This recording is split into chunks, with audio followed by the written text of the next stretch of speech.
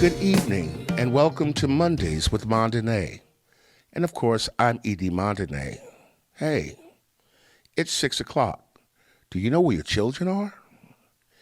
If you're watching, you are likely aware that I've started a new Monday evening podcast entitled Mondays with Mondainé. And if I were a listener or viewer, I'd wonder, why? My answer is simple. Because I am passionate about addressing community affairs that affect all people, but especially Black people. It's important to have platforms for spiritual, political, and social discussions, especially concerning marginalized and disadvantaged communities. I'll be inviting insightful guests, and together we'll discuss topics such as inclusive education, healthcare, employment, and the political climate. What does all that mean?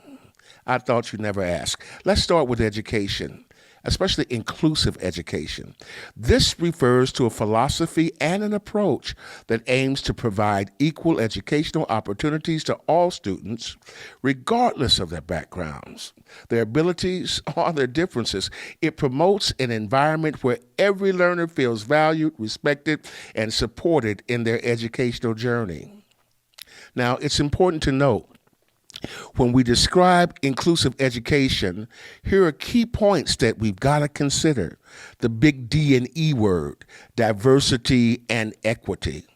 Inclusive education recognizes and celebrates the diversity of every learner.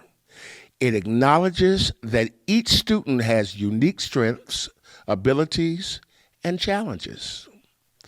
It also puts emphasis on the principle of equity, ensuring that all students have access to quality education and the necessary supports that are needed for success. Accessibility is a big word.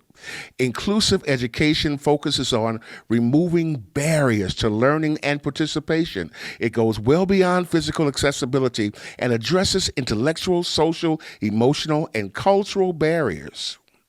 Now, this must include and involve adopting teaching methods and materials in classroom environments to accommodate different learning styles and needs. Collaboration and cooperation are key. Inclusive education fosters collaboration and cooperation amongst educators, students, families, and the community.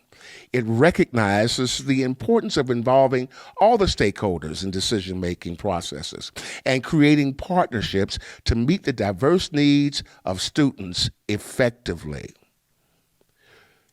Individualized support in inclusive education emphasize the provision of individualized support to students. It recognizes that some students may require additional assistance or accommodations to fully participate in the learning process. This support can include specialized instruction, assistive technologies, and personalized learning plans. It's important that we create positive learning environments. Inclusive education promotes a positive and welcoming environment for all students. It encourages acceptance, respect, and understanding of differences, promoting a sense of belonging and reducing discrimination or stigmatization. Social and emotional development is key. Inclusive education recognizes the importance of social and emotional development alongside academic learning. It aims to create opportunities for students to develop meaningful relationships, empathy, and develops social skills. It also supports the emotional well-being of students, promoting a positive self-image and self-confidence. Lifelong learning and preparation for the future is key again in inclusive education. This focuses on preparing students for their future. their lives beyond the classroom.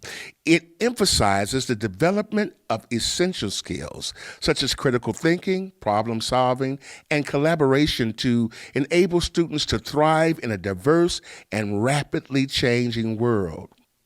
When describing inclusive education, it's extremely important to emphasize its fundamental values of diversity, equity, accessibility, collaboration, and individualized support. It is an approach that embraces the uniqueness of every learner and strives to create an inclusive society where everyone can reach their full potential. Healthcare is important, and what to look for in the political front is also key. Historically, some issues have been important to African Americans during elections. It's never talked about. It is possible that these issues may continue to be relevant in the 2024 election. Some of these key areas include voting rights. The protection and expansion of voting rights have been significant concerns for African Americans, particularly due to historical disenfranchisements and voter suppression efforts. We've got to pay attention to candidates and their positions on voting rights and their commitments to ensuring access to the ballot for all citizens. Criminal justice reform has been a problem for African Americans for many years. African Americans have been disproportionately affected by issues such as mass incarceration and police brutality. We need to look for candidates who prioritize criminal justice reform, including policies aimed at addressing systemic bias and promoting fairness and equality in the justice systems. Economic equality, along with economic disparities, continue to be a significant issue with African Americans, often facing higher unemployment, lower wages, and limited access to resources and opportunities. We must consider candidates' plans for promoting economic equality, job creation, affordable housing, and equitable access to education and health care. Racial justice is important. The fight against racial discrimination and the pursuit of racial justice are ongoing concerns. Look for candidates who are committed to addressing systemic racism and implementing policies to promote equality and inclusion in all areas of our great American society. We'll be discussing healthcare and access to affordable healthcare, which is a critical issue for many African Americans. We've got to consider candidates' positions on health care reform, which is inclusive of expanding access to quality health care, reducing health care disparities, and addressing underlying social determinants of health and safety.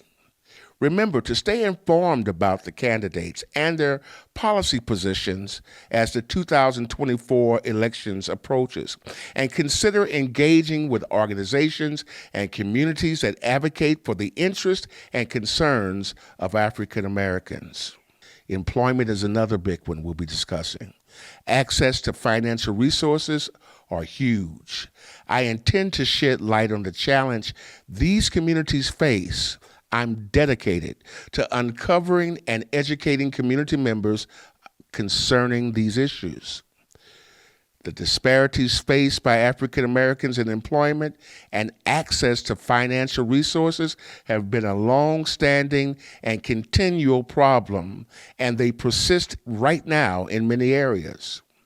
These disparities can be attributed to historical and systemic factors including slavery, segregation, discrimination, and unequal opportunities. Here are some key points regarding these disparities, employment disparities. Listen, African Americans often face higher unemployment rates compared to those of our white counterparts. This can be contributed to various factors such as racial bias, limited access to quality education and job training, occupational segregation, and discrimination in hiring and especially promotions. African Americans may also encounter wage gaps where they earn less than white employees with similar qualifications and experience. African Americans are often concentrated in lower wage and lower skilled jobs while being underrepresented in higher paying professions and leadership positions. This kind of occupational segregation can be a result of limited access to education, biased hiring practices, and social networking that may not provide equal opportunities for advancement. Access to financial resources is extremely important. African Americans face challenges in accessing financial resources such as loans, mortgages, and capital for starting business. Discriminatory lending practices are also a problem, including redlining, denying loans, or charging higher interest rates based on race or neighborhoods. These things have historically limited African Americans' ability to accumulate wealth and assets. Lack of generational wealth and inherited resources further contribute to the wealth gap between African Americans and white Americans. We're going to be dealing with wealth and income. There are disparities.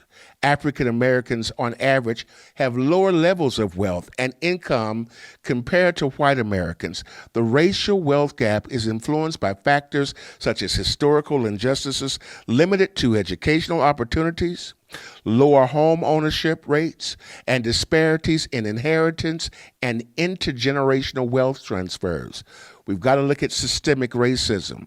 The disparities in employment and access to financial resources are rooted in systemic racism, which encompasses institutional and structural barriers that perpetuate unequal outcomes based on race.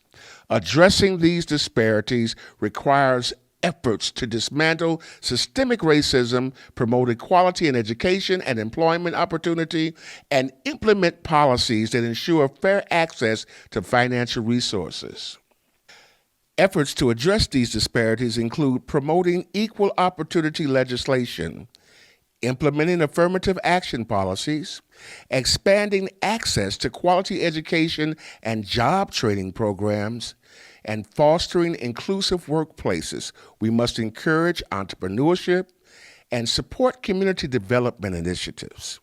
It's very important to note that the experiences and challenges faced by African Americans are diverse, and not all individuals within this community have the same socioeconomic status or opportunity.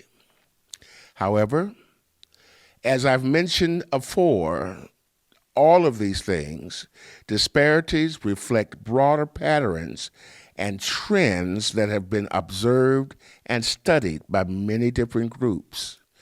Tonight, I'm asking for your help by encouraging others to join this podcast and to share in these spirited and informative conversations. My desire is to create a space for meaningful dialogue and to raise awareness about community and world issues. Although Mondays with Mondainé airs a different topic each Monday, it's important to note that the podcast will be available throughout the week, allowing people who may not be able to tune in on Mondays to catch up with us later.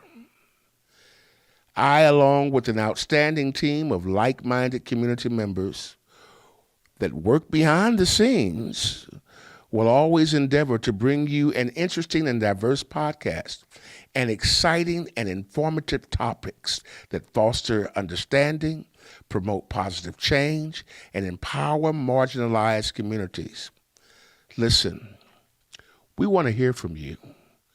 What do you want me to discuss here on Mondays with Mondainé? Who would you like me to interview? Let me know right down in the comments. If you like this video, please give a thumbs up and share this with your friends, your family, and your neighbors so that they may be inspired by our show. Don't forget to turn on notifications. We don't ever want you to miss a thing from Mondays with Mondainé. I want to thank Poshines for the amazing catfish and ribs. And we want to thank Auntie and Tanti, their child care center, for helping us with this podcast, for watching our children, keeping them safe. You can visit me at Celebration Tabernacle in Portland, Oregon on Sunday mornings at 11 o'clock a.m. We're right at 8131 North Denver. And it's always important to play your part and do your best for community, God, and country. See you later. Hey, it's time for you to come to Poshine. Check out that catfish sandwich. Oh my goodness, is that the shrimp po' boy? Man, look at that chocolate chip cake. Man, I need to get over to Poshine's at 8139 North Denver right now because this food looks delicious. Or call if you'd like, 503-978-9000. And don't miss it, you'll be sorry.